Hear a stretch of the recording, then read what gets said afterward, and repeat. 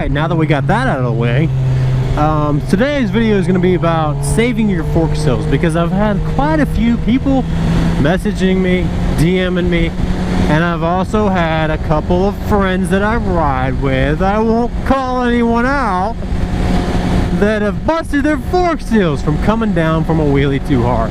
And here's the thing, if you're chasing a wheelie, if you're chasing the wheelie and you're fairly high and you're coming down hard at the end of your RPM range, you're running out of RPMs and then your bike just drops down, that's probably the easiest way to bust your fork seals, and they're not cheap to replace.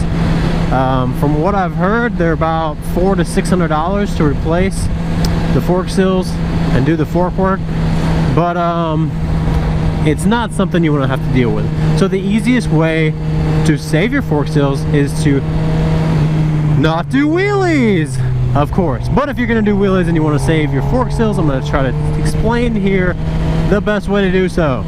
So when you're up in your wheelie like this, right, and you're going to come down, you don't want to like just come straight down. You want to, as you're letting the bike down, or as the bike is wanting to come down, pull hard on the throttle and chase it out at the end. I'm not saying chase the entire wheelie out, but as you're coming down, chase it out. So don't ride, if you need some RPM range to play with at the end of the wheelie to chase it out to where you can ride it a little smoother coming down. So the idea is you're up here at balance point, right, doing the wheelie, and as you're coming down, you want to be on the throttle even harder than you were during the wheelie. So if you're like, say your balance point on your say third gear stand-ups is like 6,000 RPMs, right? As you're coming down, by the time your front wheel touches the ground, you want to be at like 9,000 to 10,000 RPMs, because that will soften the landing from you coming down. So think about it this way, you're riding up and then you drop the wheelie, boom, busted fork seal, right? Riding the wheelie, coming down, and then as you're coming down, you gas on it, so you like the bike goes a lot smoother and slower to come down, right? It's hard to explain like without doing it, so I guess I will have to go ahead and do another wheelie, and I will try to explain the easiest way, like the easiest way for me to explain how to come down from the wheelie. Alright, so let me let this car get a little bit ahead of me because I don't want to come up on them. So third gear, I am rolling on at like, I'm like 4,000 RPMs right now. I'm going freaking slow, 35 miles an hour. Alright, so I'm going to pop the stand up, and as I come down, you'll hear my RPM range ride out faster than I was during the wheelie. Alright, so popping the wheelie. So I'm balance pointing right now, right?